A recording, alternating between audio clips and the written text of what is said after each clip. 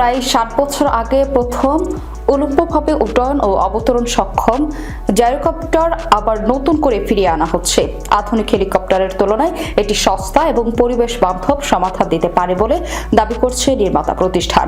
বুধবার এক প্রতিবেদনে তথ্য জানিয়েছে মার্কিন গণমাধ্যম CNN। যুক্তরাজ্য ভিত্তিক ARC অ্যারোসিস্টেমের সিইও ও প্রতিষ্ঠাতা ডক্টর সায়েদ মোহসেনি বলেন, বহু বছর ধরে উন্নত এয়ার মোবিলিটির জন্য একটি বাস্তব ও কার্যকর সমাধান খোঁজা হচ্ছিল। এটি আসলে একটি পুরনো কিন্তু কার্যকর সমাধান, যা একসময় ভুলে যাওয়া হয়েছিল। 1960-এর দশকে বিমান নির্মাতা অ্যাব্রো কানাডার সাবেক কিছু প্রকৌশলী এভিয়ার নামে একটি জাইরোপ্লেন তৈরি করেন।